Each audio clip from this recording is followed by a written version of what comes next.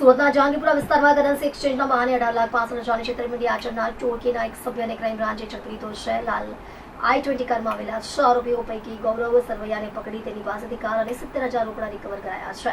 જહાંગીરપુરા વિસ્તારમાં કરન્સી એક્સચેન્જના બહાને મોટી છેતરપિંડીનો મામલો સામે આવ્યો હતો. 6 આરોપીઓ લાલ I-20 કારમાં આવી 18,65,000 રૂપિયા લઈને ફરાર થઈ ગયા હતા. સુરત ક્રાઇમ બ્રાન્ચે ગણતરીના દિવસોમાં જ આ ગુનાનો ભેદ ઉકેલી આરોપી ગૌરવ સરવૈયાને ઝડપી લીધો છે. તેની પાસેથી ગુનામાં વપરાયેલી લાલ કાર અને 70,000 રૂપિયા રોકડા કબજે કરાયા છે. બાકીના 5 ફરાર આરોપીઓને પકડવા ચક્રો ગતિમાન કરાયા છે. આરોપીને જહાંગીરપુરા પોલીસને સોંપવાની તજવીજ હાથ ધરાઈ છે.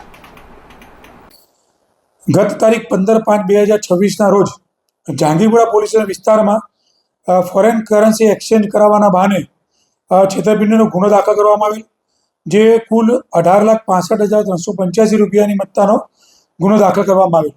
જે ગુનો દાખલ થતાં ક્રાઇમ બ્રાન્ચને ઇન્ફોર્મેશન મળતા ક્રાઇમ બ્રાન્ચે ટેકનિકલ સર્વેલન્સ અને CCTVની મદદથી આરોપીને આઈડેન્ટિફાય કરી ગાડી લાલ કલરની I-20 ગાડી આઈડેન્ટિફાય કરી, જે આધારે આરોપી ગૌરવ સરવૈયા જેની આધારે ધરપકડ કરવામાં આવેલી છે અને I-20 કાર કબજે કરવામાં આવેલી છે.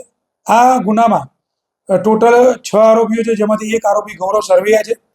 બીજા આરોપી આઈડેન્ટિફાય થઈ ચૂકેલા છે, પરંતુ હાલ તપાસ ચાલુ હોવાના કારણે આ આરોપીના નામ આપી શકાય તેમ નથી અને આગળની તપાસ જહાંગીરપુરા પોલીસ સ્ટેશનને કરવા માટે આરોપીને ત્યાં સુપ્રત કરવામાં આવનાર છે.